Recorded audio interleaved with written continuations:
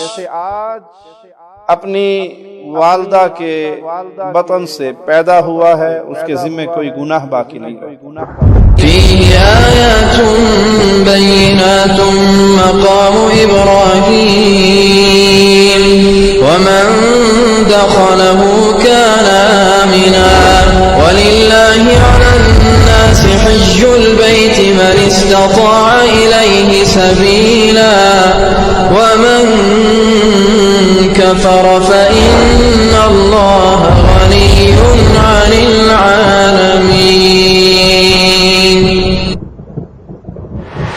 السلام علیکم ورحمۃ اللہ وبرکاتہ۔ ان الحمد للہ نحمده ونصلي على رسوله الكريم. اعوذ باللہ من الشیطان الرجیم. وللہ علی الناس حج البیت من استطاع الیہ سبیلا ومن کفر فإن اللہ غنی عن العالمین۔ اللہ کے گھر کی زیارت کے لیے آنا، عمرے اور حج کی نیت سے سفر کرنا بڑا مبارک سفر ہے۔ انسان اللہ کے مہمانوں میں شامل ہوتا ہے، اللہ کے وفد میں شامل ہوتا ہے، اور یہ عبادت، عمرے اور حج کی عبادت بڑی عظیم عبادت ہے۔ یہ عبادت اگر اللہ کے ہاں قبولیت کا مقام پا جائے تو انسان کی زندگی بھر کے گناہوں کا کفارہ بن جاتی ہے۔ اسی لیے رسول اللہ صلی اللہ علیہ وسلم نے حج اور عمرہ بار بار کرنے کی تلقین کی ہے، اور ایک روایت میں ہے کہ عمرے سے عمرہ تک، حج سے حج تک درمیان کے جو گناہ ہوتے ہیں، اللہ اپنی رحمت سے ان سارے گناہوں کو معاف فرما دیتا ہے، اور جس کا حج اللہ قبول فرما لے وہ ایسے لوٹتا ہے جیسے آج اپنی والدہ کے بطن سے پیدا ہوا ہے، اس کے ذمہ کوئی گناہ باقی نہیں رہتا۔ آئیے رسول اللہ صلی اللہ علیہ وسلم کی احادیث کی روشنی میں عمرے اور حج کے حوالے سے طریقہ کار پہ غور کرتے ہیں اور سیکھتے ہیں کہ احادیث رسول ہمارے لیے حج اور عمرے کا طریقہ کیا بیان کرتی ہے۔ سب سے پہلے عمرے سے ابتدا کرتے ہیں۔ جو انسان عمرے کی نیت سے آئے، میقات پر پہنچے تو وہ احرام باندھے گا، اور اس سے پہلے مسنون ہے کہ وہ غسل کرے، پاکی حاصل کرے۔ غسل کرنے کے بعد اپنے جسم پہ خوشبو لگائے۔ احرام کی چادروں پہ خوشبو نہیں لگانی، لیکن اپنے جسم پہ خوشبو لگانی۔ اپنے جسم پہ خوشبو لگائے، اور احرام جو لباس ہے حج یا عمرے کا، جس کے بغیر حج اور عمرہ نہیں ہوتا۔ ایک تو واجب ہے کہ آپ میقات پہ احرام باندھیں، یہ واجبات میں سے ہے۔ واجب رہ جائے تو دم دے کے گزارا ہو جاتا ہے، اور اگر رکن رہ جائے تو پھر وہ حج نہیں ہوتا۔ تو یہ لباس رکن ہے۔ میقات پہ آئیے، غسل کیجئے، خوشبو لگائیے، احرام کا لباس پہنیے۔ اگر کوئی بندہ بھول گیا اور میقات اس نے کراس کر لیا اور اسے پھر یاد آیا کہ میقات تو پیچھے رہ گیا، تو واپس لوٹے، پھر میقات پہ آئے اور میقات پہ آ کے احرام باندھے۔ اچھا، وہ ایک ایسی جگہ چلا گیا، کافی آگے نکل گیا یا رش میں کہیں پھنس گیا، اب اس کا واپس آنا ممکن نہیں۔ کوئی بھی ایسی صورتحال ہے کہ وہ واپس میقات پہ نہیں آ سکتا، تو جس جگہ پر ہے وہاں سے احرام باندھ لے، لیکن پھر دم دے، کیونکہ اس نے واجب ترک کیا ہے۔ واجب تھا کہ وہ میقات پہ آ کے احرام باندھتا۔ صحیح مسلم میں سیدہ عائشہ رضی اللہ تعالی عنہا سے روایت ہے، خوشبو لگانے کے حوالے سے بیان فرماتی ہیں، کنت اطیب رسول اللہ صلی اللہ علیہ وسلم بأطیب ما اقدر علی قبل ان یحرم ثم یحرم۔ احرام پہننے سے پہلے میں اپنے پاس موجود جو سب سے بہتر خوشبو ہوتی وہ رسول اللہ صلی اللہ علیہ وسلم کے جسم مبارک کو لگاتی۔ تو خوشبو لگانا پیارے نبی صلی اللہ علیہ وسلم کی سنت سے ثابت ہے۔ بعض لوگ احرام پہننے کے بعد پھر 2 رکعت نماز ادا کرتے ہیں۔ پیارے نبی صلی اللہ علیہ وسلم کی سنت میں احرام کی 2 رکعتیں نہیں ہیں۔ کسی صحیح حدیث سے یہ عمل ثابت نہیں کہ اللہ کے نبی صلی اللہ علیہ وسلم نے یا آپ کے صحابہ نے یہ فعل کیا ہو کہ احرام باندھیں اور پھر جا کے 2 رکعت نفل احرام کے پڑھ کر آئیں۔ ہاں، رسول اللہ صلی اللہ علیہ وسلم نے فرض نماز پڑھی اور فرض نماز پڑھنے کے بعد احرام باندھا، تو یہ افضل ہے، یہ مسنون ہے۔ اگر نماز کا وقت ہے تو آپ نماز پڑھیے اور نماز پڑھنے کے بعد احرام باندھیں، اور اگر نماز کا وقت نہیں ہے تو احرام باندھنے کے بعد اس کی خاص 2 رکعتیں اکثریت پڑھنے کے لیے جاتی ہے، جو پیارے نبی صلی اللہ علیہ وسلم کی سنت سے ثابت نہیں ہے۔ صحیح مسلم میں سیدنا انس رضی اللہ عنہ وارضاہ سے روایت ہے، فرماتے ہیں سمعت رسول اللہ صلی اللہ علیہ وسلم یلبی بالحج والعمرۃ جمیعا یقول لبیک عمرۃ وحجا۔ فرماتے ہیں میں نے رسول اللہ صلی اللہ علیہ وسلم کو سنا کہ آپ حج اور عمرے کا تلبیہ کہتے، نیت کرتے، آواز لگاتے، اور وہ الفاظ کیا ہیں؟ لبیک عمرۃ وحجا۔ تو احرام پہن لیا، نیت کر لی۔ کچھ لوگ یہاں سے دلیل لیتے ہیں، دیکھیے جی، عمرے اور حج کے لیے نیت کے الفاظ بلند آواز سے کہے جاتے ہیں، تو نماز کے لیے بھی کہنے چاہیے۔ حج اور عمرے پر یہ الفاظ پیارے نبی صلی اللہ علیہ وسلم سے صحیح حدیث سے ثابت ہے، ہم اس پہ عمل کرتے ہیں، مانتے ہیں، عمل کرتے ہیں۔ نماز کی ابتدا میں اپنی زبان میں نیت کے الفاظ یا عربی زبان میں بھی نیت کے الفاظ پیارے نبی صلی اللہ علیہ وسلم سے ثابت نہیں ہیں۔ تو جہاں ثابت ہیں وہاں مانیں گے، جہاں ثابت نہیں ہے وہاں اپنے پاس سے اس کا اضافہ نہیں کریں گے۔ عمرے پر، حج پر یہ نیت کے الفاظ پیارے نبی صلی اللہ علیہ وسلم سے ثابت ہے تو ہم بھی پکارتے ہیں، لیکن جہاں ثابت نہیں ہے وہاں اپنی طرف سے اس کا اضافہ نہیں کرتے۔ اللہ کے نبی صلی اللہ علیہ وسلم سے ثابت ہے کہ آپ عمرے کے لیے نیت کرتے ہوئے یہ الفاظ کہتے۔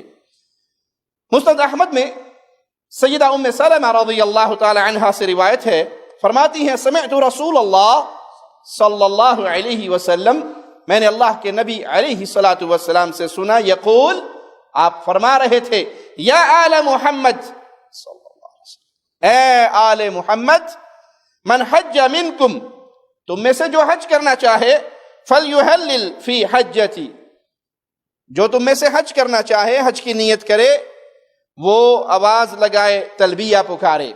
صحیح بخاری میں سیدنا عبداللہ ابن عمر رضی اللہ عنہما سے روایت ہے کہ رسول اللہ صلی اللہ علیہ وسلم سے جو الفاظ ثابت ہیں وہ کیا ہے؟ لبیک اللہم لبیک، لبیک لا شریک لک لبیک، ان الحمد والنعمت لک والملک لا شریک لک۔ اللہ میں حاضر ہوں۔ اس سے پہلے ہم حدیث سن چکے کہ حج اور عمرہ اللہ قبول فرما لے تو زندگی بھر کے گناہ معاف کر دیتا ہے۔ مقبول حج کی جزا پیارے نبی صلی اللہ علیہ وسلم کی حدیث کی روشنی میں سوائے جنت کی اور کچھ نہیں ہے۔ بندہ یوں لوٹتا ہے جیسے آج اس دنیا میں آیا ہو، آج پیدا ہوا ہو، معصوم ہو کر، اس کے ذمہ کوئی گناہ نہیں رہتا۔ تو جب انسان یہ الفاظ کہتا ہے لبیک اللہ، میں حاضر ہوں، یہ تصور کرتا ہے کہ میں گناہوں کے انبار لے کر آیا ہوں، میں زندگی بھر کی خطائیں لے کر آیا ہوں، اور تیرے در پہ آ کے میں تسلیم کر رہا ہوں کہ اللہ میں بڑا ہی گنہگار ہوں، میں بڑا ہی خطا کار ہوں، میں بڑا ہی سیاہ کار ہوں، مانتا ہوں تیری توحید کو، ساری حمدیں تیرے لیے ہیں، ثنا تیرے لیے ہے، بادشاہت تیرے لیے ہے، میں گناہوں کے انبار لے کر آیا ہوں۔ اللہ کو بندے کی توبہ اتنی اچھی لگتی ہے، اللہ کو بندے کی توبہ، گناہوں کا اقرار، خطاؤں کا اقرار، معافی کے سوال اتنے اچھے لگتے ہیں کہ جب تک انسان معافی مانگتا رہے اللہ اس کے گناہوں کو معاف کرتا رہے۔ اگر یہ زمین و آسمان کا خلا گناہوں سے بھر کے بھی انسان آ کر اپنے رب کے در پہ ایک دفعہ معافی مانگ لے، سچے دل سے مانگ لے، اللہ فرماتا ہے یہ پورا غیب زمین و آسمان کا خلا بھرا ہوا گناہوں کا میں سارا معاف کر دوں گا، ولا ابالی، مجھے پرواہ بھی نہیں ہوگی۔ کوئی اور ہستی ایسی نہیں ہے، کوئی اور ذات ایسی نہیں ہے۔ اللہ کے لیے اعلی مثال مخلوق میں بہت محبت کرتی ہے ماں اور باپ، ماں باپ سے بڑھ کر مخلوق میں کوئی کسی سے پیار نہیں کر سکتا۔ انسان ماں باپ سے بھی اپنی غلطیوں کی معافی مانگنا چاہے وہ بھی تانے دیں گے، اتنے عرصے بعد اب خیال آیا باپ کا، اب خیال آیا ماں کا۔ سبحان اللہ، وہ خالق، وہ مالک جو مجھے کھلا رہا ہے، پلا رہا ہے، باوجود میری نافرمانیوں کے، میری خطاؤں کے، میری معصیت کے، اس نے اپنی رحم و کرم کی برکھا روکی نہیں ہے۔ میں گنہگار ہوں تب بھی میری آنکھیں دیکھ رہی ہیں، میں خطا کار ہوں تب بھی میری زبان حرکت کر رہی ہے۔ یہ نہیں گناہ کرنے پر اس نے میرے بازو کو شل کر دیا ہو، میرے گناہوں کے باوجود اس کی رحمت کی برکھا برس رہی ہے۔ لیکن وہ اتنی رحمتوں والا ہے کہ انسان زندگی کے کسی موڑ پر اپنے رب کو سچے دل سے پکار لے، اللہ اس کی زندگی کے سارے گناہ معاف کر دیتا۔ یہاں شیطان کا ایک بہکاوا بھی ہے، ایک چور دروازہ بھی ہے، اور وہ کیا ہے؟ بڑی لمبی عمر پڑی ہے، پھر معافی مانگ لیں گے، ابھی تو گناہ کر لو۔ ایک ہے گناہ کا ہو جانا اور معافی مانگنا، ایک ہے معافی کی امید پہ گناہ کرنا، دونوں میں فرق ہے۔ گناہ ہو گیا، جذبات میں آپ آ گئے، شیطان کے بہکاوے میں بہہ گئے، اور جو ہی آپ کو ہوش ٹھکانے آیا کہ یہ کیا کر بیٹھا، اور فوراً رب کے در پہ آئے، وضو کیا، 2 رکعت نماز پڑھی، اپنا سر سجدے میں رکھا کہ اللہ میں شیطان کا شکار ہو گیا تھا، تو رحمان الرحیم، مجھے معاف کر دے، اللہ معاف کر دیتا۔ ایک آپ کو پتا ہے یہ خطا ہے، یہ جرم ہے، یہ گناہ ہے، یہ سب کچھ جانتے ہیں، او کوئی گل نہیں، بڑی لمبی عمر پہ پڑھ لیں گے نماز، جب بڑھاپے میں جائیں گے مانگ لیں گے معافی، جب بڑا وقت پڑا ہے۔ یہ شیطان کا بہکاوا ہے، اور جب آپ انسان اس طرح گناہ کرتا ہے تو کوئی پتہ نہیں اللہ معافی کی توفیق ہی نہ دے۔ شیطانی اثرات کے تحت مغلوب ہو کے، نفسانی اثرات کے تحت مغلوب ہو کے انسان سے خطا ہو جائے تو رحمان کا در کھلا ہے، جب معافی مانگو گے اللہ کو معاف کرنے والا پاؤ گے۔ لیکن کبھی شیطان کے اس دھوکے کا شکار نہ ہونا کہ لمبی عمر پڑی ہے، آپ کو کیا پتا آپ کی عمر میں کتنے سانس باقی ہیں۔ تو انسان یہ الفاظ کہے، اے اللہ میں حاضر ہوں، تیرا کوئی شریک نہیں، بادشاہت تیری ہے، باقی تو سارے منگتے ہیں، باقی تو سارے فقیر ہیں، باقی تو سارے سوالی ہیں، شہنشاہ اعظم تو ہے، بادشاہت تیری ہے، تعریف تیری ہے، میں حاضر ہوں۔ یہ الفاظ کہتا ہوا انسان بیت اللہ کی طرف روانہ ہو، اور جب بیت اللہ میں پہنچ جائے تو دایاں قدم مسجد میں رکھے، داخل ہونے کی دعا پڑھے، اور پھر اب تلبیہ پڑھنا بند کر دے۔ ابن عباس رضی اللہ عنہما فرماتے ہیں ان نبی صلی اللہ علیہ وسلم كان يمسك عن التلبیہ فی العمرہ اذا استلم الحجر، نبی کریم صلی اللہ علیہ وسلم عمرے میں حجر اسود کا استلام کرتے تو تلبیہ کہنا بند کر دیتے۔ عمرے کی ابتدا کہاں سے ہوگی؟ حجر اسود کو چوم کر۔ حجر اسود کو چومنا پیارے نبی صلی اللہ علیہ وسلم کی سنت سے ثابت ہے۔ یہ بڑا عظیم پتھر ہے، ایک حدیث میں آتا ہے کہ یہ قیامت کے دن آئے گا، اللہ اس کو 2 آنکھیں دے گا، اور یہ اہل ایمان کو تلاش کرے گا جنہوں نے حالت ایمان میں اس کو چوما ہوگا، ان کی سفارش کرے گا، اور اللہ اس کی سفارش سے ان مومنوں کے گناہوں کو معاف کر کے جنت عطا فرما دے گا۔ اگر چومنے کا موقع نہیں تو ہاتھ سے اشارہ کیجئے، ہاتھ لگائیے۔ رش اتنا زیادہ ہے کہ ہاتھ بھی نہیں لگتا، تو پھر ہاتھ سے اشارہ کریں، اللہ اکبر کہیں، ہاتھ سے اشارہ کریں، اپنا طواف شروع کر دیں۔ حجر اسود کو چومنا سنت ہے، مسلمان کی عزت کرنا جی فرض ہے۔ پھر دہراؤں، حجر اسود کو چومنا کیا ہے؟ سنت، اور مسلمان کی عزت فرض۔ سنت کے چکر میں فرض سے نہ رہ جانا۔ پیارے نبی صلی اللہ علیہ وسلم نے سیدنا عمر کو بھی یہ فرمایا کہ عمر تم ماشاءاللہ بھاری جسم اور قوت والے بہادر ہو، تو لوگوں کے ساتھ دھکم پیل نہ کرنا اس کو چومنے کے لیے۔ چومنے کا موقع ملے، رش نہیں ہے، کوئی ایسے وقت میں آپ طواف کر رہے ہیں کہ چومنے کا موقع ملے تو چوم لیں، باعث اجر ہے، پیارے نبی صلی اللہ علیہ وسلم کی سنت ہے۔ اور اگر موقع نہ ملے تو چومنے کے لیے مکمل جنگ، کہ آپ کی احرام کی چادریں ادھر پڑی ہیں اور جب آپ نکل رہے ہیں تو بالکل یوں جیسے کسی بارڈر سے واپس آئے ہیں، پسینوں پسین اور ہلکان ہوئے میں، اور سانس چڑھا ہوا ہے، اور 10 کو آپ نے کونی ماری اور 20 کی آپ نے ٹانگیں کھینچی اور برا حال بن کے دیاڑے، یہ سنت نہیں ہے۔ بلکہ اب تو ایسے مناظر بھی دیکھنے کو ملتے ہیں، اللہ ہدایت دے مسلمان عورتوں کو، کہ عورت حجر اسود چومنے کے چکر میں مردوں کے رش میں پھنسی بھی ہوتی ہے، اور اس کا پردہ اور اس کا وہ تو دور کی بات ہے کہ وہ انا للہ و انا الیہ راجعون۔ سیدہ عائشہ رضی اللہ تعالی عنہا سے خادمہ ان کا کہتی ہے کہ میں حجر اسود کو چوم کے آئی تو آپ نے بددعا دی، آپ نے بددعا دی کہ تو نے اس سنت پہ عمل کرنے کے لیے کتنے مردوں کے ساتھ تیرا جسم ٹکرایا ہوگا، کتنوں کی کوہنیاں لگی ہوں گی۔ معنی یہ کہ یہ مسنون عمل ہے، سنت عمل ہے، لیکن اس کے لیے جو منظر بنا ہوا ہے آج کل کہ کھڑے ہیں اور دھکم پیل ہو رہی ہے اور برا حال ہو رہا ہے اور چیخیں نکل رہی ہے، لوگ گر رہے ہیں، اس کے اوپر سے کچلے جا رہے ہیں، یہ پیارے نبی صلی اللہ علیہ وسلم کی سنت نہیں ہے۔ موقع ملے چوم لیجئے، نہ ملے ہاتھ لگا لیجئے، ہاتھ لگانے کا بھی موقع نہیں ملتا تو پھر اشارہ کیجئے۔ اچھا، اشارے کے اندر بھی بعض لوگ 2 ہاتھوں سے اس طرف ہاتھ کرتے ہیں، سنت یہ ہے کہ آپ ایک ہاتھ کا اشارہ کریں دائیں ہاتھ کا، اور اللہ اکبر کہیں اور طواف کی ابتدا کر دیں۔ یہی پیارے نبی صلی اللہ علیہ وسلم سے ثابت ہے۔ اس کو چومنا کیوں ہے؟ پتھر میں کمال ہے، یہ شفا دیتا ہے، یہ بیماریاں ٹالتا ہے، بواسیر ٹھیک ہوتی ہے، سوکڑا ٹھیک ہوتا ہے۔ ہمارے ہاں تو چومنے کی عادت ہے نا، قبر کی ڈھیری بھی چومی جا رہی ہے، بابا جی کی جوتی بھی چومی جا رہی ہے، پیر جی کا تھوک بھی چاٹا جا رہا ہے، نعوذ باللہ ثم نعوذ باللہ۔ پسینے والے ٹیشو مل جائیں تو بادشاہ وارے نیارے ایک قادری صاحب کا ٹیشو لب گیا۔ امیر المؤمنین امیر عمر رضی اللہ عنہ وارضاہ اس کے سامنے آتے ہیں، چومنے سے پہلے ایک عظیم جملہ کہتے ہیں، اعلم انک حجر، جانتا ہوں تو پتھر ہے، نفع اور نقصان تیرے ہاتھ میں نہیں ہے، تجھے چومنے سے کوئی بیماری نہیں ٹلے گی،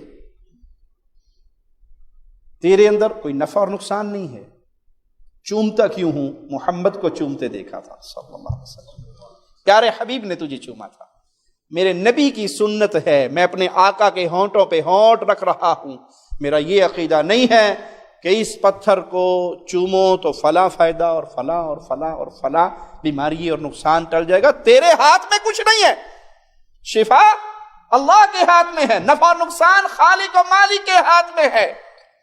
تجھے چومنا پیارے نبی کی سنت ہے، اور میں پیارے حبیب علیہ الصلوۃ والسلام کی سنت پہ عمل کر رہا ہوں۔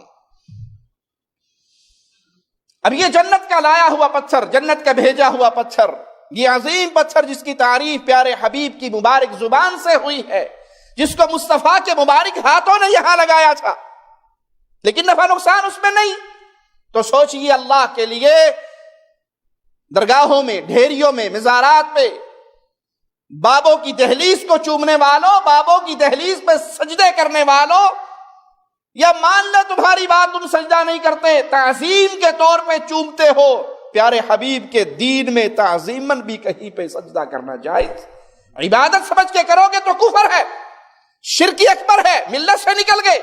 اور عبادت سمجھ کے نہیں کیا، تعظیماً کیا کہ باپا بڑا پہنچا ہوا اس کا حق بنتا ہے۔ پیارے حبیب فرماتے ہیں میری شریعت میں تعظیماً بھی اگر سجدہ کرنا جائز ہوتا، بیوی کو حکم دیا جاتا خاوند کو سجدہ کر۔ اس شریعت میں نہ تعظیمی سجدہ جائز ہے اور نہ عبادت کا سجدہ کرنا جائز ہے۔ اپنے پیروں فقیروں کی ڈھیریوں میں فوائد تلاش کرنے والوں، ان کی راکھیں چاٹ کر، ان کے من کے اور تعویذ اور دھاگے باندھ کر سمجھنے والوں بہت کچھ ہے۔ امیر عمر حجر اسود سے کہہ رہے ہیں تیرے اندر نفع اور نقصان نہیں، چومتا کیوں ہوں؟ میرے آقا نے چوما تھا صلی اللہ علیہ وسلم۔ اس کو چومنے کے بعد یا ہاتھ لگانے کے بعد یا اشارہ کرنے کے بعد جو موقع ہو طواف کا آغاز کیجئے۔ اپنے دائیں کندھے کو ننگا کر لیجئے، چادر کو دائیں کندھے کے نیچے سے بائیں کندھے کے اوپر ڈال لیجئے۔ یہ کب کرنا ہے؟ جب طواف کے آغاز کرنا ہے۔ ہمارے ہاں وہ ماشاءاللہ میقات سے ہی ہو جاتا ہے، پکا بکسوا لگا لیتے ہیں کندھا ننگا کرنے کے لیے، اور جتنی نمازیں راستے میں آتی ہیں سفر میں وہ ساری کندھا ننگا کر کے پڑھتے ہیں۔ چہرہ چھپانا لازم ہے۔ اپنے ملک سے چلیں گی تو جی وہ نہیں، اچھی بلی پردے دار نہیں جی، وہ کپڑا نہیں لگنا چاہیے چہرے کو۔ اگر آپ کی بات مان بھی لی جائے تو یہ میقات سے شروع ہوگا، انڈیا سے تو نہیں، آپ کے گھر سے تو نہیں۔ آپ تو اپنے گھر سے نکلے اور چہرہ ننگا کر دیا۔ چہرہ ہر حال میں چھپانا لازم ہے۔ نقاب باندھا نہیں جائے گا لیکن اوڑھنی تو ڈالی جائے گی، منہ تو چھپایا جائے گا۔ بھائی یہ کندھا ننگا ہوگا، لیکن کب ہوگا؟ طواف کی ابتدا پر۔ اور اگر طواف کرتے کرتے اذان ہو گئی، نماز کا وقت ہو گیا، جماعت کھڑی ہوگی، آپ نے نماز پڑھنی ہے، تو پھر اس کندھے کو ننگا چھوڑو گے تو نماز؟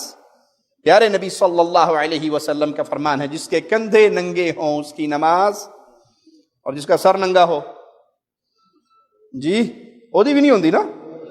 بڑا بھابی گستاخ ہے، ٹینڈ کر کے نماز پڑھن ڈیا، ٹوپی رکھو دے سر تے، بھلے وہ کھجور کے تنکوں کی بنے ہوئے چھکو ہوں وہی رکھ دیے جاتے ہیں، یہ پلاسٹک کے ہوں وہ رکھ دیے جاتے ہیں، کہ سر ننگا ہوگا تو نماز نہیں ہوگی۔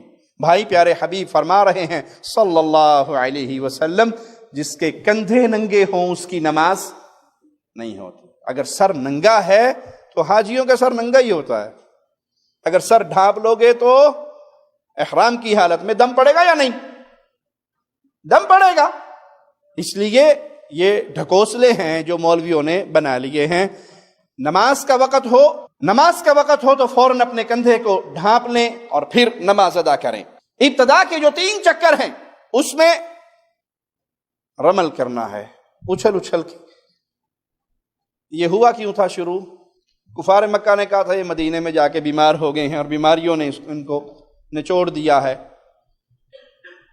اب یہ ہمارے مقابلے کے قابل نہیں ہیں، تو اللہ نے حکم دیا کہ ذرا پہلوانوں کی طرح اچھل کے تیز چل کے یہ کام کرو۔ اب وہ کفار دیکھ رہے ہیں اور کہتے ہیں کہ ہم تو سمجھے تھے یہ تو بیماری میں رہ گئے، یہ تو بالکل پہلوانوں کی طرح طواف کر رہے ہیں۔ اب تو کفار نہیں ہیں، اب کیوں کیا جائے؟ اللہ کو اپنے پیاروں کی ادا پسند آ گئی اور رہتی دنیا تک اس کو سنت بنا دیا۔ امیر عمر نے کہا تھا رضی اللہ عنہ نے کہ اب تو اس کی ضرورت نہیں، یہ تو ایک خاص موقع کے لیے تھا، لیکن اللہ کو اپنے ولیوں کی، اپنے پیاروں کی، اپنے پیارے حبیب کے صحابہ کی یہ ادا اتنی اچھی لگی کہ اس کو قیامت تک کے لیے سنت بنا دیا۔ اب جو طواف کرے گا پہلے 3 چکروں میں رمل کرے گا اور باقی 4 چکر وہ عام چلتا ہوا آرام سے کرے گا۔ جب رکن یمانی کے پاس آئے تو رکن یمانی کو چھونا ممکن نہ ہو تو پھر ہاتھ کا اشارہ جیسے حجر اسود پہ کرنا تھا، رکن یمانی کو ہاتھ کا اشارہ نہیں کرنا بلکہ آگے جانا ہے، اور رکن یمانی سے لے کے حجر اسود تک کیا پڑھنا ہے؟ ربنا آتنا فی الدنیا حسنہ وفی الآخرۃ حسنہ وقنا عذاب النار۔ اے اللہ دنیا کے اندر بھی بھلائی اور حسنات عطا فرما، آخرت کے اندر بھی حسنات عطا فرما اور ہمیں آخرت کے عذاب سے بچا۔ اس کے علاوہ جو باقی طواف کے چکر ہیں باقی آپ جو مرضی پڑھیں۔ ہمارے ہاں وہ خاص کتابیں دے دی جاتی جی، پہلے چکر کی دعا، دوسرے چکر کی دعا، تیسرے چکر کی دعا، چوتھے چکر کی دعا۔ قوم کو چکروں میں ڈال دیا ہے، کوئی چکر کی دعا نہیں، جو آپ پڑھنا چاہیں، جو آپ کو دعائیں یاد ہوں آپ مسنون دعائیں پڑھیں، قرآنی دعائیں پڑھیں، پیارے نبی سے ثابت دعائیں پڑھیں. آپ کو کچھ نہیں آتا اپنی زبان میں پڑھیں، اپنی زبان میں مانگ لیں، اپنے رب کو راضی کرنا ہے. 7 چکر پورے ہوں گے تو ایک طواف آپ کا پورا ہو جائے گا. طواف مکمل کرنے کے بعد مقام ابراہیم کی طرف آئیں، چونکہ ابھی رش ہوتا ہے، خاص طور پہ حج اور عمرے کے سیزن میں، رمضان میں اور حج کے موسم میں بہت رش ہوتا ہے، تو مقام ابراہیم پہ جگہ نہیں ہوتی. تو پھر مسجد حرام میں جہاں بھی جگہ ملے وہاں 2 رکعت نماز ادا کریں. کوئی بھی وقت ہو جب طواف کیا جائے گا تو طواف کی 2 رکعت نماز ادا کی جائے گی. مقام ابراہیم پہ ادا کرنا مسنون ہے، لیکن یہ نہ ہو کہ آپ طواف کرنے والوں کو روک دیں. ایک بندہ پڑھنے لگ جائے اور ایک اس کے سامنے جوان بن کے تن کے کھڑا ہو جائے اور جو آئے اس کے اوپر دھکے مارتے ہوئے اور بد دعائیں اور کوسے دیتے ہوئے، تینوں یہی جگہ لبی سی. بد دعا نہیں لینی حاجی کی، محبت اور پیار سے اس جگہ پہ جا کے پڑھیں جہاں کسی کو تکلیف نہ ہو. تو مسجد حرام میں جہاں موقع ملے وہاں 2 رکعت پڑھیں. پہلی رکعت میں سورۃ کافرون فاتحہ کے بعد اور دوسری میں سورۃ اخلاص کی تلاوت کریں. زمزم پیجئے، یہ زمزم بڑا مبارک پانی ہے، یہ زمزم بڑا ہی مبارک پانی ہے. پیارے حبیب جناب محمد الرسول اللہ صلی اللہ علیہ وسلم نے اس کی شان کیا بیان کی کہ زمزم پینے سے پہلے انسان دعا کرے، اور یہ اتنا عظیم پانی ہے جس نیت سے پی لو، جو دعا کر کے پی لو، اللہ اپنی رحمت سے وہ چیز عطا فرما دیتا ہے اور وہ دعا قبول کر لیتا ہے. صفا پہاڑی پر چڑھتے ہوئے قرآن حکیم کی اس آیت کو پڑھیں، ان الصفا والمروۃ من شعائر اللہ فمن حج البیت او اعتمر فلا جناح علیہ ان یطوف بہما ومن تطوع خیرا فان اللہ شاکر علیم. قرآن حکیم کی یہ آیت پڑھیں اور صفا پہاڑی کی طرف جائیں. پھر یہ الفاظ کہیں جو پیارے نبی صلی اللہ علیہ وسلم نے ادا کیے، ابدأ بما بدأ اللہ بہ. صفا پہاڑی کے اوپر چڑھ جائیں اور قبلہ رخ کھڑے ہو جائیں اور 3 مرتبہ یہ کلمات کہیں، اللہ اکبر اللہ اکبر اللہ اکبر، لا الہ الا اللہ وحدہ لا شریک لہ لہ الملک ولہ الحمد وہو علی کل شیء قدیر، لا الہ الا اللہ وحدہ انجز وعدہ ونصر عبدہ وہزم الاحزاب وحدہ. یہ تمام الفاظ آپ کو عقیدہ توحید سکھا رہے ہیں. اور یہاں پر میں آپ کو ایک جملہ سنا دوں، حج عمرہ یہ عبادت توحید کا درس لیے ہوئے آپ کے دل میں ایمان اور عقیدے کو راسخ کرتا ہے. لبیک اللہم لبیک، اللہ میں حاضر ہوں، تیرا کوئی شریک نہیں، تیرا کوئی شریک نہیں، تعریفیں تیرے لیے، حمد تیرے لیے، بادشاہت تیرے لیے، ثنا تیرے لیے. میں سب سے کٹ کے ایک حنیفی ہو کر پیارے ابراہیم خلیل اللہ علیہ السلام کی آوازے پر لبیک کہتا ہوا آیا ہوں. اب یہاں پر آ کر اللہ آپ کو پھر وہی الفاظ یاد کروا رہا ہے، اللہ اکبر اللہ اکبر اللہ اکبر. اللہ سب سے بڑا ہے، اللہ سب سے بڑا ہے. باقی سب منگتے ہیں، محتاج ہیں، سوالی ہیں، بھوکے ہیں، اللہ کے در کے گداگر ہیں. وہ سب سے بڑا ہے. لا الہ الا اللہ، اس کے علاوہ کوئی الہ برحق نہیں. وحدہ، وہ یکتا ہے، تنہا ہے، کوئی اس کی بیوی نہیں، کوئی اس کا بیٹا نہیں، کوئی اس کی اولاد نہیں، کوئی اس میں سے وہ کسی میں سے نہیں، کوئی اس میں فنا ہو وہ کسی میں حلول کرے نہیں. وحدہ لا شریک لہ لہ الملک ولہ الحمد، ساری تعریفیں اس کے لیے. یہ توحید کا درس ہے، یہ توحید کا پیغام ہے. حج کرنے کے بعد بھی اگر عقیدہ توحید سمجھ نہ آیا تو اس حج کا فائدہ نہیں. حج کرنے کے بعد بھی اگر دل میں شرک کے جراثیم باقی رہے تو اس حج کا فائدہ نہیں، کہ حج تو آپ کو قدم قدم پر رب کی وحدانیت اور رب کی توحید یاد کرواتا ہے. یہ کہنے کے بعد پھر آپ اپنے اللہ سے جو دعائیں مانگے 3 دفعہ اپنی دعاؤں کو دہرائیں اور پھر صفا سے مروہ کی طرف چلنا شروع کر دیں. درمیان میں آپ کو سبز رنگ کی لائٹنگ نظر آئے گی. یہ کیا ہے؟ ایک ماں اپنے بچے کے لیے دوڑی تھی پانی کی تلاش میں. اللہ کو اپنی ولیہ کا دوڑنا اتنا پسند آیا. اب تو نہیں ہے نا، اب تو وہ ماجرا نہیں، لیکن وہ ادا اللہ کو اتنی پسند آئی کہ رہتی دنیا تک اس ادا کو بھی سنت بنا دیا. مرد حضرات ان لائٹوں کے درمیان دوڑیں گے، تیز تیز چلیں گے. عورتیں نارمل اپنی رفتار سے چلیں گی اور باقی سارا راستہ آرام سے چلیں اور دعائیں مانگتے رہیں۔ جب آپ صفا سے مروہ پہنچے تو آپ کا ایک چکر پورا ہو گیا، یہ نہیں کہ صفا سے مروہ گئے اور مروہ سے صفا آئے تو پھر ایک چکر ہوگا۔ بیت اللہ میں کیا تھا، حجر اسود سے چلے، حجر اسود پہ پہنچے تو ایک چکر ہوا، اور یہاں صفا سے چلے مروہ پہ پہنچے آپ کا ایک چکر ہو گیا۔ جو آپ نے صفا پہ کیا تھا وہی آپ مروہ پہ کریں گے، پھر مروہ سے چلے دوبارہ صفا پر آئے تو آپ کے 2 چکر ہو گئے۔ اس طرح آپ نے 7 چکر لگانے ہیں، اور 7 چکر پورے ہونے پہ آپ کی سعی پوری ہو جائے گی۔ سعی ہونے کے کرنے کے بعد پھر مرد حضرات یا بال مڈوا لیں یا کٹوا لیں، یا تو ٹنڈ کروا لیں پنجابی میں سادہ زبان میں، اس طرح پھروا لیں، یا پھر بال کٹوا لیں۔ بال کٹوانے کے اندر بھی 2 ماجرے ہیں۔ ایک تو ہے پیارے نبی صلی اللہ علیہ وسلم کا حکم، وہ کیا ہے کہ پورے سر کے بال برابر کاٹے جائیں، اور ایک ہے وہاں 2 ریال میں کام ہو جاتا ہے، وہ کینچی والا کھڑا ہوتا ہے، 4 کونوں سے تھوڑے تھوڑے کاٹتا ہے، 1 ریال 2 ریال دے کے بندہ نکل جاتا ہے پتلی گلی سے، اس سے گزارا نہیں چلے گا۔ واجب ہے آپ کٹنگ کروائیں پورے سر کی، بھلے آپ چھوٹے چھوٹے بال کٹوائیں، زیادہ نہ کٹوائیں، 1 پوری کے برابر کٹوا لیں، بڑے بال ہیں لیکن پورے سر کے برابر کٹوائیں، یا اس طرح پھروانا ہے تو پورے سر پہ اس طرح پھروائیں۔ آج کل تو اللہ معاف فرمائے سر کے ڈیزائن بھی ایسے آئے ہیں کہ بندہ دے کے پریشان ہوتا ہے، بندہ ہی جان ڈے آگو، کسی نے یہاں سے چھوڑے ہوئے ہیں اور کسی نے یہاں سے چھوڑے ہوئے ہیں، کسی نے درمیان سے ٹنڈ کی ہوئی ہے، کسی نے سائڈوں سے ٹنڈ کی ہوئی ہے۔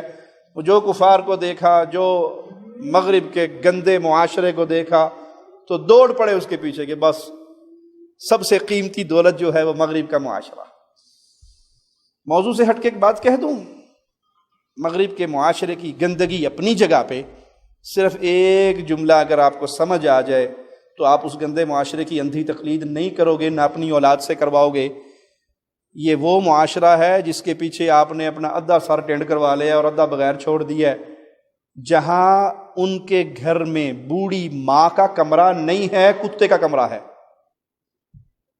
بوڑھے باپ کے لیے کمرہ نہیں ہے لیکن ڈوگی کا پورا واش روم الگ ہے۔ بوڑھا باپ اولڈ ہاؤس میں تڑپ رہا ہے اور کتے کو رات کو پیمپر لگا کے اپنے بستر میں سلایا جا رہا ہے۔ آپ کو یہ معاشرہ پسند ہے؟ آپ کو یہ دنیا پسند ہے؟ اپنا جسم، اپنا رنگ، اپنا ڈھنگ، اپنا لباس، اپنا چہرہ، اپنی بیٹیوں کی تربیت، اپنی اولاد کی تربیت اس معاشرے کی طرح کرنا چاہتے ہو جہاں بوڑھے باپ کو تو بڈھے خانے میں پھینک دیا جاتا ہے اور کتے کو بستر میں سلایا جاتا ہے؟ آپ کا گھر محمدی گھر بننا چاہیے، آپ کا گھر پیارے نبی کی تعلیمات والا گھر بننا چاہیے، آپ کی بیٹیاں فاطمہ الزہرا کے نقش قدم پہ چلنے والی ہو، آپ کے بیٹے پیارے حبیب کے حسن و حسین کے نقش قدم پہ چلنے والے ہو، جہاں ماں باپ کی شان کتنی ہے، ماں باپ کا مقام کتنا ہے کہ اللہ نے اپنے حق کے بعد ماں باپ کا حق بیان کیا ہے۔ وہ تو وہ معاشرہ ہے جہاں وراثت بھی ساری کتے کو دے کے مر جاتے ہیں، سارا بینک بیلنس ڈوگی کے نام ہو گیا اور ڈوگی صاحب ملینئر ہو گئے، اور بوڑھا باپ روٹی کو ترستا ہے اور وہ فقیر خانے میں اور یتیم خانے میں اور اولڈ ہاؤس میں دھکے کھا رہا ہے۔ یہ مسلمانوں کا رنگ نہیں ہے، اللہ کے لیے اپنے آپ کو روکیے۔ تو سعی کے بعد بال کٹوائیے، یا تو پورے سر کی پہ اس طرح پھروا دیں یا آپ پورے سر کی کٹنگ کروا دیں، اور عورت اس انگلی کی پوری کے برابر، یہ 2 پوریوں کے برابر اپنی چٹیا کے آخر میں سے خود بھی کاٹ سکتی ہے، کسی سے بھی کٹوا لے۔ اس کے بعد احرام کی چادریں کھول دیں اور آپ اپنے عام لباس کو پہن لیں، غسل کر لیں، عام لباس پہن لیں، آپ کا عمرہ اللہ کی رحمت سے ادا ہو گیا۔ اب یہ آپ نے عمرہ کیا ہے حج کے ایام میں، حج کے مہینوں میں، اور آپ حج تمتع کرنا چاہتے ہیں تو یہی عمرہ آپ کے لیے کافی رہے گا۔ شرط یہ ہے کہ آپ پھر حدود حرم سے نہ نکلیں، احتیاط کریں، حرم میں رہیں، اللہ کی عبادت میں اپنا وقت صرف کریں، اور جب 8 تاریخ آئے تو پھر آپ نے گھر سے آپ احرام باندھ لیں، حج کا احرام باندھ لیں، یہی عمرہ آپ کے لیے کافی رہے گا۔ اور اگر آپ عمرہ کر کے واپس ریاض آ گئے، واپس مدینہ چلے گئے، باہر نکل گئے ہیں، تو یہ آپ کا نفلی عمرہ ہے۔ آپ نے حج تمتع کرنا ہے تو میقات پہ آئیں، عمرے کا احرام باندھ کر مکہ آئیں، جس طرح یہ عمرہ بیان ہوا اس طرح اپنا عمرہ ادا کریں اور احرام اتار دیں. پھر 8 تاریخ کو اپنی رہائش سے احرام باندھ لیں. پھر آپ کو دوبارہ میقات پہ جانے کی ضرورت نہیں ہے. جو آپ کا ہوٹل ہے، جو آپ کی رہائش ہے، وہیں سے احرام باندھیں، اور احرام باندھنے سے قبل لبیک حجن کہہ کر حج کی نیت کر لیں. احرام باندھنے سے پہلے وہی بات جو پہلے ذکر ہوئی، غسل کریں، خوشبو لگائیں، ممکن ہو تو فرض نماز کا وقت ہے تو نماز ادا کر لیں. خاص احرام کی کوئی نماز نہیں ہے. احرام باندھنے کے بعد بلند آواز سے تلبیہ کہیں، اور کم از کم ایک بار یہ الفاظ بھی دہرا لیں جو ابن ماجہ میں سیدنا انس رضی اللہ عنہ وارضاہ سے مروی ہیں کہ پیارے حبیب علیہ الصلوۃ والسلام نے فرمایا اللہم حجۃ لا ریاء فیہا ولا سمعہ، اے اللہ میں حج کے لیے آیا ہوں، ایک ایسا حج جس میں نہ تو دکھلاوا ہے نہ نمود و نمائش ہے. میں خاص اخلاص کے ساتھ تیری عبادت کے لیے، تجھے راضی کرنے کے لیے آیا ہوں، دکھلاوا نہیں، ریاکاری نہیں، شہرت نہیں. اور اللہ رحمت فرمائے، اللہ رحمت فرمائے، اللہ رحمت فرمائے. ہماری ریاکاریوں کا عالم بڑا ہی پھیل گیا ہے. وہ ایک بدو کے بارے میں ایک امام صاحب نے اپنی کتاب میں قصہ لکھا ہے. ایک بدو نماز پڑھ رہا تو قریب کھڑے ہوئے لوگوں نے اس کی تعریف شروع کر دی کہ ماشاءاللہ بڑی پیاری نماز پڑھ رہا ہے، بڑا پکا نمازی ہے. اس نے سنا کہ لوگ میری تعریف کر رہے ہیں نماز کے حوالے سے کہ بڑی اچھی نماز پڑھ رہا ہے، بڑا نمازی ہے. تو اس نے فوراً سلام پھیر کہا کہ میرا روزہ بھی ہے. کلی نماز نہیں، میں روزے دار بھی ہیں، یہ بھی بتاؤ لوگوں کو بڑا اچھا روزہ رکھتا ہے. تو اس نے نماز سے سلام پھیر کے کہا کہ بھائی صرف نماز تک بریک نہ لگاؤ، میں اس وقت روزے کے ساتھ بھی ہوں. اللہ کا بڑا شکر ہے. انا للہ و انا الیہ. ہمارے حج کا بھی یہی حال ہوتا ہے نا. اور خاص طور سے جب سے جیب کے اندر یہ بیماری گلیکسی موبائل والی آئی ہے، تب سے تو ریاکاری پورے جھنڈے پھیلا کر کھڑی ہے. ریاض سے نکلتے ہی سب سے پہلے تصویر حج کے لیے روانگی، بس پہ بیٹھ کے حج کے لیے روانگی ہوگی. میقات پہ پہنچے تو غسل کرتے احرام کی حالت میں تصویر، اور سب سے پہلے فیس بک پہ احرام باندھ لیا گیا ہے. کس کو دکھا رہے ہو؟ اس کو، اسے نہیں پتا، پبلک کو. تو پھر ایک ہی جملہ بڑا خطرناک ہے، جہنم میں سب سے پہلے جو 3 افراد داخل کیے جائیں گے وہ فرعون، حامان، قارون نہیں ہوں گے، وہ حافظ قرآن، قاری قرآن، عالم دین، شہید ہونے والا اور سخاوت کرنے والا ہو جائے گا. کیوں؟ مقصد ریاکاری تھا. اللہ کے نبی صلی اللہ علیہ وسلم تعلیم دے رہے امت کو، اے اللہ میں حج کے لیے آیا ہوں، ایک ایسا حج جو خاص تیرے لیے ہے، اس میں ریاکاری نہیں، سمعہ نہیں، دکھلاوا نہیں، عبادت ہے تو خالص تیری عبادت ہے. 8 تاریخ کو احرام باندھ کر تلبیہ کہتے ہوئے مینا پہنچے. پھر وہاں ظہر، عصر، مغرب، عشاء، فجر، 9 تاریخ کی فجر، یہ ساری نمازیں قصر کرنی ہے. یعنی ظہر کا وقت کتنی پڑھیں گے؟ 2. عصر ہوگی تو کتنی پڑھیں گے؟ 2. مغرب پہ 3. عشاء پہ، فجر پہ 2. لیکن سفر میں بھی اللہ کے نبی صلی اللہ علیہ وسلم نے فجر کی سنتے اور رات کا وتر نہیں چھوڑا. قصر ادا کی جائے گی لیکن اپنے وقت پہ ادا کی جائے گی. ظہر کے وقت پڑھیں گے، عصر کے وقت، مغرب کے وقت. جمع تقدیم تاخیر نہیں ہے، اپنے وقتوں پر ہے لیکن قصر ہے.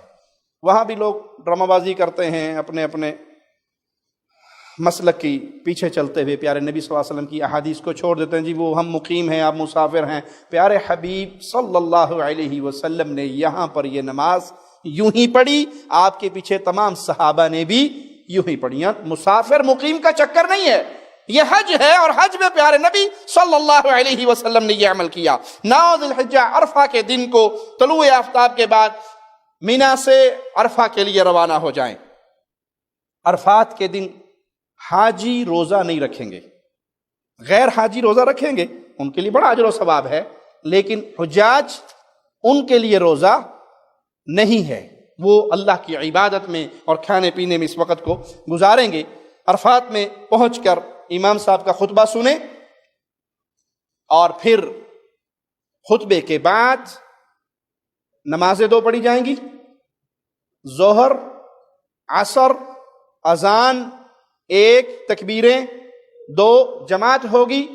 وہاں بھی لوگ امام صاحب کو، جی آپ مقیم ہیں، مسافر ہیں، ہمارے امام صاحب کا یہ قول ہے، فلاں بابا جی نے یہ کہا تھا، مولوی صاحب نے چلتے ہوئے پٹی پڑھائی تھی، بھابیاں تو مگر نہ پڑھے آجے، پورا حج ہی برباد ہو جائے گا. ان کے پیچھے نہیں چلنا. بھائی یہاں پیارے نبی صلی اللہ علیہ وسلم کی سنت پہ عمل ہو رہا ہے, کوئی وابی شابی نہیں ہے. یہ سب بنائے ہوئے مولویوں کے ڈھکوسلے ہیں, اپنے پیٹ کے دھندے کو جاری رکھنے کے لیے امت کو بانٹا ہوا ہے. پیارے نبی صلی اللہ علیہ وسلم نے میدان عرفات میں ظہر اور عصر کو جمع تقدیم کے ساتھ ظہر کے وقت پہ اذان ہوئی, پھر 2 رکعت ظہر کی اور پھر تکبیر ہوگی اور 2 رکعت عصر کی, یہ نماز آپ نے اکٹھی پڑھی. یہ پیارے حبیب صلی اللہ علیہ وسلم کی سنت ہے. اپنے حج کو سنت کے مطابق کیجیے, کیونکہ اسی میدان میں پیارے حبیب نے فرمایا تھا خذوا عنی مناسککم, مجھ سے حج کے طریقے سیکھ لو. ہو سکتا ہے اگلے سال میں حج نہ کروں, تمہاری میری ملاقات نہ ہو, تو حج کے طریقے مجھ سے سیکھ لو. یہ پیارے حبیب صلی اللہ علیہ وسلم کا طریقہ ہے کہ آپ نے میدان عرفات میں ظہر اور عصر کو اکٹھا ادا کیا. نماز ادا کرنے کے بعد آپ وقوف کریں, اللہ سے دعائیں مانگیں, قرآن حکیم میں مذکور دعائیں پڑھیں, پیارے نبی صلی اللہ علیہ وسلم کی احادیث میں موجود دعائیں پڑھیں, قبلہ رو کھڑے ہو جائیں, ہاتھ بلند کریں اور تکبیر کہیں, تحلیل کہیں, تلبیہ کہیں, اللہ کو راضی کریں. یہ میدان عرفہ, یہ حج ہے. آپ نے فرمایا عرفے کا نام یہی حج ہے. جو یہاں پہنچ گیا اس نے حج کو پا لیا, اور جو اس رکن سے محروم ہو گیا وہ حج سے محروم ہو گیا. اور یہ وہ عظیم مقام ہے جہاں اللہ مالک فخر سے ملائکہ سے پوچھتا ہے اپنے بندوں کا حال, حالانکہ وہ خود جاننے والا ہے. یہ کیوں آئے ہیں, یہ کیا چاہتے ہیں؟ فرشتے کہتے ہیں اللہ یہ تجھ سے تیری رحمت کے سوال ہی ہے, یہ گناہوں کی معافی کا سوال لے کر آئے ہیں, دور دور سے سفر کر کے آئے ہیں, یہ دور دور سے چل کر آئے ہیں, اپنی بستیوں کو چھوڑ کر, اپنے گھر والوں کو چھوڑ کر, بیوی بچوں کو چھوڑ کر یہ آئے ہیں. ان کے آنے کا مقصد تجھے راضی کرنا ہے, ان کو آنے کا مقصد تجھ سے معافی کا سوال کرنا ہے. تو اللہ ایسے راضی ہوتا ہے اپنے بندوں سے کہ فرشتوں سے کو گواہ بناتا ہے کہ فرشتوں تم گواہ بن جاؤ, میں نے ان سب کے گناہوں کو معاف کر. تو یہ میدان عرفات معافی کا, ساری زندگی کے گناہوں کے کفارے کا وہ میدان ہے جہاں اللہ راضی ہوتا ہے اور شیطان یہاں پہ ذلیل ہوتا ہے, ہوا خارج کرتے ہوئے دوڑتا ہے, بھاگتا ہے, رسوا ہوتا ہے, ذلیل ہوتا ہے کہ میں ان بندوں کو گمراہ کرنے کے لیے کتنے پاپڑ بیلتا رہا, اور آج یہ ایک ایسے مقام پہ آئے ہیں کہ انہوں نے اپنے اللہ کو راضی کیا اور اللہ نے ان کی زندگی بھر کے گناہوں کو معاف کر دیا. غروب آفتاب کے بعد نماز مغرب پڑھنے سے پہلے, کیوں جی نماز مغرب پڑھی جائے گی؟ عرفہ میں مغرب کی نماز ہوگی. حدیث میں کیا ہے؟ آپ صلی اللہ علیہ وسلم سے پوچھا گیا سب سے افضل عمل کیا ہے؟ فرمایا الصلاۃ علی وقتها, وقت پہ نماز ادا کرنا بڑا عظیم عمل ہے. یہ بڑی نیکیوں میں سے ایک نیکی ہے کہ وقت ہوتے نماز پڑھ لو. نماز کے وقت کسی اور چیز کو اہمیت نہ دو. ٹیلی فون آ جائے تو کاٹ دو, کال آ گئی کاٹ دو, امی کی ہے یا ابو کی ہے, بیوی کی ہے یا بچوں کی ہے, دوست کی ہے یا کسی اور کی, کیونکہ اب کال کہاں سے آئی ہے؟ حی علی الصلاۃ, حی علی الفلاح. سب سے عظیم نیکی ہے, نیکیوں میں بڑی عظیم نیکی ہے کہ اذان ہوتے ہی آپ مسجد میں آ جائیں, نماز ادا کریں. لیکن یہاں بھی تو سورج غروب ہو گیا ہے, اب یہاں پہ نماز پڑھی جائے؟ اگر کوئی کہے جی نہیں جی میں تو نماز پڑھ کے ہی جاؤں گا کیونکہ زیادہ ثواب ہے وقت پہ نماز پڑھنے کا, تو کیا جواب ملے گا اسے؟ نماز یہاں پہ پڑھو گے تو تمہیں نیکی نہیں ملے گی. کیوں؟ جب پیارے نبی نماز پڑھیں تو نماز پڑھنا نیکی ہے, اور کسی نماز کا وقت آ جائے اور نبی کریم صلی اللہ علیہ وسلم نہ پڑھیں تو نماز پڑھنا نیکی نہیں, نماز کو چھوڑنا نیکی ہے. یہ میدان عرفات آپ کو پورا دین سکھا رہا ہے کہ پورا دین نام ہے پیارے حبیب کی سنتوں کا. آپ نے کیا کیا, جو آپ نے کیا وہ آپ کا دین. پیارے نبی صلی اللہ علیہ وسلم کے علاوہ کسی کا کرنا, کسی کا کہنا, کسی کا قول و فعل ہمارے لیے حجت نہیں ہے, نہ بڑے کا, نہ چھوٹے کا, نہ شیخ کا, نہ مرشد کا, نہ امام کا, نہ پیر کا. اس دین کے اندر ایک ہی سکہ چلتا ہے, محمدی ہے یا نہیں. تو آج میدان عرفات آپ کو درس دے رہا ہے, اگرچہ سورج غروب ہو گیا, اگرچہ مغرب کی نماز کا وقت ہو گیا, لیکن نماز نہیں پڑھنی کیونکہ محمد الرسول اللہ نے نہیں پڑھی صلی اللہ علیہ وسلم. نماز ادا کیے بغیر وقار اور سکون سے چلیے مزدلفہ کی طرف، اور وہاں پہنچنے کے بعد مغرب اور عشاء کی نماز اکٹھی ادا کریں۔ ایک اذان ہوگی، 2 تکبیریں ہوں گی، مغرب ادا کی جائے گی اور عشاء کی نماز ادا کی جائے گی، قصر کی جائے گی۔ رات کو سو کر آرام کریں، سو جائیں۔ اب کوئی کہ میں ساری رات تہجد پڑھوں گا، تہجد کا ثواب بڑا ہے، تو اسے کیا کہے گا؟ آج کی رات سونا ہے۔ کیوں؟ پیارے حبیب سو گئے تھے۔ یہ شان مصطفیٰ ہے، یہ مقام مصطفیٰ ہے صلی اللہ علیہ وسلم۔ لوگ آپ شان نہیں بیان کرتے بھائی، آپ وہ شان بیان کرتے ہیں جو ابو جہل بھی مانتا تھا۔ پیارے نبی کا حسن، پیارے نبی کی زلفیں، پیارے نبی کا مکھڑا، پیارے نبی کی مبارک ہونٹ، پیارے نبی صلی اللہ علیہ وسلم کی پسینے سے خوشبو کا آنا، یہ وہ باتیں ہیں جس کو ابو جہل نے مانا، ابو لہب نے مانا، کفار مکہ نے مانا۔ یہ شان وہ ہے جس سے کسی کافر کو بھی اختلاف۔ اصل شان پیارے حبیب کی یہ ہے کہ پیارے حبیب کی یہ عزت، یہ مقام، یہ اتھارٹی، یہ حیثیت ہے کہ جو دین میں عمل پیارے نبی کریں گے وہی اللہ کو راضی کرنے والا عمل بنے گا۔ نبی کی مخالفت پہ کوئی عمل اللہ کو راضی کرنے والا نہیں بن سکتا۔ پیارے نبی سو گئے، آج سو جاؤ۔ پیارے نبی نے عرفہ میں نماز مغرب نہیں ادا کی، نہ ادا کرو۔ یہاں دین ہے، ایک ایک عمل میں محمد علیہ السلام کی سنت کو تلاش کرتا ہے۔ جو اس راستے پہ چل کر آیا وہ محمدی بن کر آیا، وہ اللہ کی جنت کا مہمان بنا۔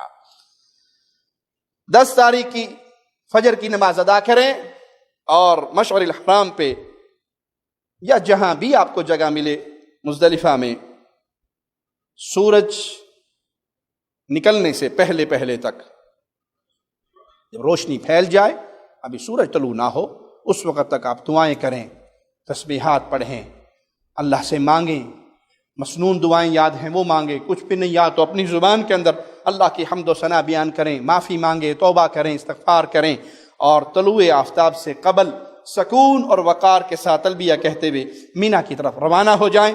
مینا پہنچ کر طلوع آفتاب کے بعد جمرہ عقبہ کی رمی کرنی ہے اور رمی سے قبل تلبیہ کہنا بند کر دینا ہے۔ رمی کرتے ہوئے پتھر مناسب لینا ہے، جیسے چنا ہوتا ہے اس طرح کی پتھری، اتنا بڑا پتھر نہیں لینا کہ وہ جمرہ کو لگنے کی بجائے کسی غریب کی کھوپڑی پہ لگے اور اس کا سر پھاڑ دے۔ جوتے بھی نہیں مارنے، رمی کرنا بھائی یہ حج کے اعمال میں سے ہے۔ کچھ لوگوں نے اس کو شیطان بنایا ہوا ہے۔ اور ایک شیخ کی میں تقریر سن رہا، سعودی شیخ ہیں، کہتے میں نے ایک پاکستانی کو دیکھا تو اس نے اینٹ اٹھائی ہوئی ہو اور بڑے غصے میں جا رہا ہو، تو میں نے کہا بھائی کہاں؟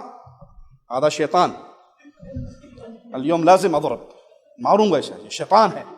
تو میں نے اسے کہا کہ اللہ کے بندے یہ شیطان نہیں ہے، یہ حج کے اعمال میں سے ہیں، مناسب چھوٹی سی کنکری لے لو، تو اندر رہو، انت معافی معلوم، رہو جاؤ، تمہیں نہیں پتا۔ تو پھر تھوڑی دیر بعد کہنے لگا انا معلوم انت مین، میں جانتا ہوں تم کون ہے۔ تو وہ شیخ چونکہ ٹیلی ویژن پہ اکثر ان کے پروگرام آتے رہتے ہیں اور معروف ہیں، سیڈیز بھی ان کی کافی ہیں، تو شیخ کہتے میں خوش ہو گیا کہ اس نے شاید میرا کوئی پروگرام سنا ہے، میری تقریر سنی ہے، مجھے کہیں دیکھا ہے اس نے ٹی وی پہ۔ ماشاء اللہ انت معلوم انت انا مین، ایوہ انا معلوم انت مین، مین انا انت اخو شیطان، مجھے جانتے ہو؟ ہاں میں جانتا ہوں۔ تو میں نے خوش ہو کر کہا کہ شاید کوئی ٹی وی پروگرام دیکھا، تو میں کون ہوں؟ کہا اس شیطان کا بھائی ہے، اس لیے تجھے تکلیف ہو رہی ہے، میں نے اینٹ مار کے آنی۔ کوئی اینٹ مارتا ہے، کوئی جوتیاں مارتا ہے، کوئی بڑے بڑے پتھر مارتا ہے، نہیں پیارے بھائی۔ سنت طریقہ کیا ہے؟ آپ ایسی کنکر لیں جو کسی کا سر نہ پھاڑے، تھوڑی سی چنے سے تھوڑی سی بڑی، اور وہ اس کو لگے، یا کم از کم وہ جو دائرہ ہے اس دائرے کے اندر بھی گر گئی تو وہ رمی ٹھیک ہو گئی۔ کتنی مارنی ہے؟ 7۔ اللہ اکبر کہنا ہے اور رمی کرنی ہے، اللہ اکبر کہنا ہے اور مارنا ہے۔ اچھا وہ 7 کی ساتھ اکٹھی مٹھی میں لے کے مار دیں، کام ہو جائے گا؟ جی ہو جائے گا، میرا خیال ہو جانا چاہیے۔ نہیں ہوگا، وہ 3 طلاق اکٹھی مارتے ہیں وہ تو ہو جاتی ہے، 3 طلاق اکٹھی نہیں مارتے، طلاق طلاق طلاق پھر حلالہ، وہ 3 ہو جاتی ہے۔ انہیں کہا بھائی یہاں رمی 7 اکٹھی مار دو تو ایک ایک مارنی پڑے گی. یہاں سے درس ملتا ہے کہ وہ 3 اکٹھی مارنے سے بھی نہیں ہوتی, وہاں بھی ایک ایک الگ الگ ٹائم ہے, تو اس کو ماریے. کچھ لوگ رمی کرنے کے لیے کنکریاں جب اٹھاتے ہیں تو ماشاءاللہ اس کو زمزم سے دھوتے ہیں. ان کو ارک گلاب نہیں ملتا وہاں پہ, تو ارک گلاب سے بھی دھونی پڑے دھو لے. یہ تکلف ہے, بنائی ہوئی باتیں ہیں. آپ وہ اٹھائیے, نارمل ہو, ایسا بڑا پتھر نہ ہو جو کسی کو نقصان پہنچائے. اس رمی کے بعد پھر قربانی کر لیجئے. قربانی کے بعد حلق یا تقصیر, یعنی ٹینڈ کروا لیں یا بال چھوٹے کروا لیں, لیکن پورے سر کے. 4 چونڈوں سے پکڑ کے کینچی سے چھوٹے چھوٹے بال چند کاٹنا, اس سے کام نہیں چلے گا. پورے سر کا حلق ہوگا یا پورے سر کی تقصیر ہوگی, بال کٹوائے جائیں گے. کوئی بھی 2 کام کر کے آپ احرام کھول سکتے ہیں. کوئی بھی 2 کام کر کے اپنے عام لباس میں آ جائیں. قربانی کر لی, حلق کروا لیا, آپ نے رمی کر لی, آپ نے طواف کر لیا, آپ نے سعی کر لی. کوئی بھی 2 کام کر لیے تو آپ کے لیے احرام کی چادریں کھولنا جائز ہو گئی. اب آپ عام لباس میں آ سکتے ہیں, اور اس میں آگے پیچھے بھی ہو جائے تب بھی کوئی حرج نہیں. صحابی آئے, کسی نے کہا جی پہلے میں نے رمی کر لی, میں نے پہلے یہ کر لیا, آپ نے افعل ولا حرج, افعل ولا حرج, افعل ولا حرج, کوئی حرج نہیں, کوئی حرج نہیں. تو اس میں رمی میں, حلق میں, قربانی میں, طواف میں, سعی میں اگر آگے پیچھے بھی ہو جائے تو انشاءاللہ کوئی حرج نہیں. پھر مینا سے مکہ جائیں اور حج کا طواف کریں, طواف افاضہ, حج کا طواف کریں. حج کا طواف کرنے کے بعد سعی کریں. سعی کرنے کے بعد واپس آئیں. رات آپ نے آ کر مینا میں گزارنی. کیوں؟ یہ رات یہاں پہ گزارنا واجب ہے.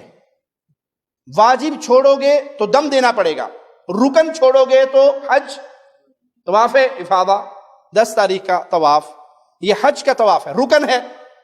اگر آپ نے رکن چھوڑ دیا تو اس وقت تک حج نہیں ہوگا جب تک وہ رکن پورا نہ ہو جائے. اگر آپ سے واجب رہ گیا تو دم دینے سے واجب کا کام گزارا ہو جائے گا. تو رات کو واپس آنا, مینا میں رات گزارنا, یہ آپ پر واجب ہے.